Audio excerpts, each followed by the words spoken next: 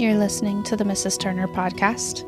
I'm your host, Sarah, and I just finished recording 3 different episodes, and I felt led to turn the camera back on, and I don't know why. So I'm just going to talk and see what comes out. I have begun writing different episodes, trying to get one finished every day, or at least beginning one every day. So I've been able to write several episodes, and I'm a little bit ahead of where I expected to be, which is a relief because I'm in a very busy season of motherhood.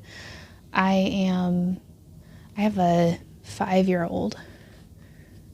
My oldest child turned 5 this past year, and she'll be 6 this year. And we are working on homeschooling.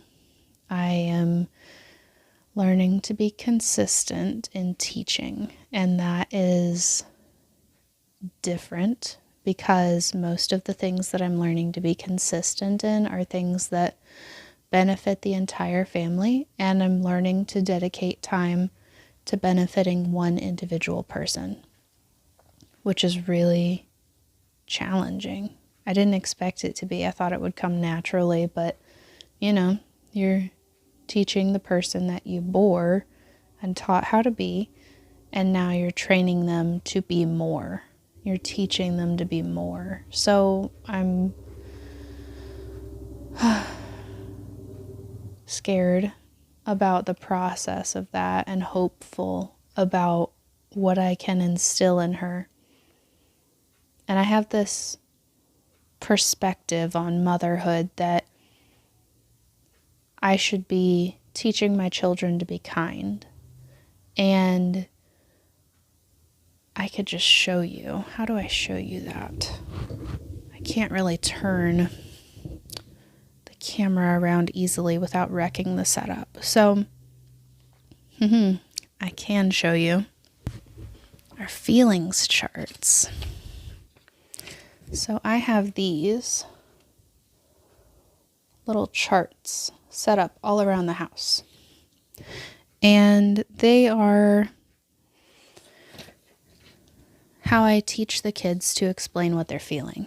And what they're feeling could be anything from angry to happy to tired to calm to furious. And then there's this one at the bottom. It says lonely. And it's a circle that's melted and sad. Lonely. And that one, from the time my daughter started expressing her feelings, my 5-year-old, she called it a sad ice cream. And so when they are feeling sad, I'll ask if they're a sad ice cream. And then we talk about why they are a sad ice cream and what they need to level themselves back out. And homeschooling has brought out a lot of emotions in both of us, where I will put myself in timeout on the step and look at the feelings chart to figure out how I'm feeling about trying to teach my child to read. So teaching her to read has been a very challenging thing. I started out with the 100 easy lessons to teach your child to read, and I started out shortly after she turned 5, and she just wasn't getting it. And I was really, really frustrated. And I understand that me trying to teach frustrated is going to instill in her that schooling is something to raise frustration, something that will instill an unhappiness at the idea of learning. And I, in my adult years, have come through a lot of different challenges where I am forced to learn.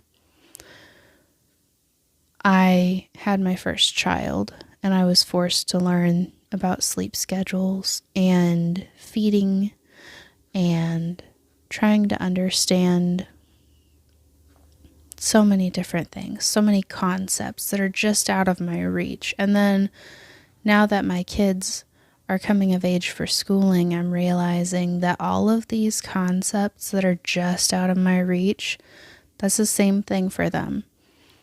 These ideas with feelings that I have started teaching before academic achievement.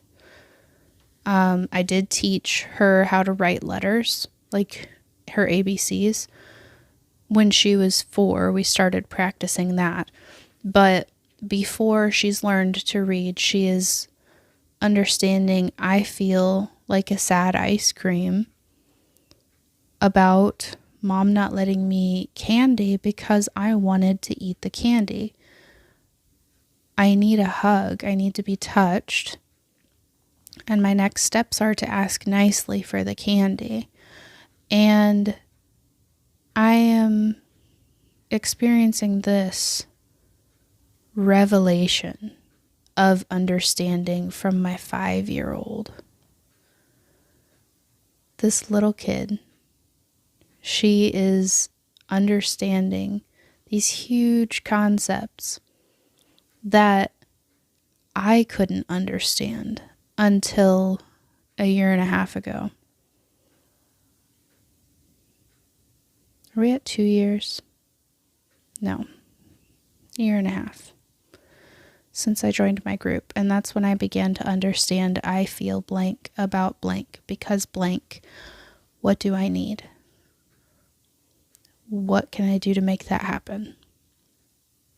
And my daughter and I have been able to establish this level of communication that I didn't know was possible with a 5-year-old.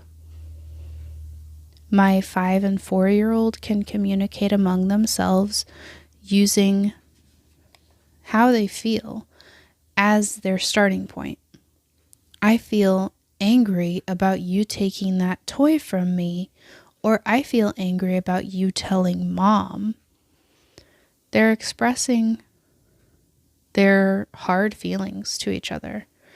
And it's something that I encourage them to do with other people as well, not to just feel what they feel, but to communicate how they feel and to tell other people, I feel hurt about you not letting me play with you because I want to be included. So, progress on any front is progress. And growth, academic included, is not linear. And I chose to teach my daughter how to express her feelings before I am teaching her how to read. I'm feeling really good about that decision as a parent, and I am a bit disappointed that she is not academically where her peers are, but I believe that with homeschooling, it is about what your child needs and sins passed down from one generation to the next. It's something that the Bible talks about, how the sins of the father will affect up to the second and third generation, something along those lines. But what you do will affect your children, and what your parents do affects you and your children, and what their parents did affects them and you. And it goes all the way back to the start of time. We've all had trouble. We've all been incapable of communicating emotions in high stress situations. And here's my 5-year-old at the current end of this chain of women after Eve.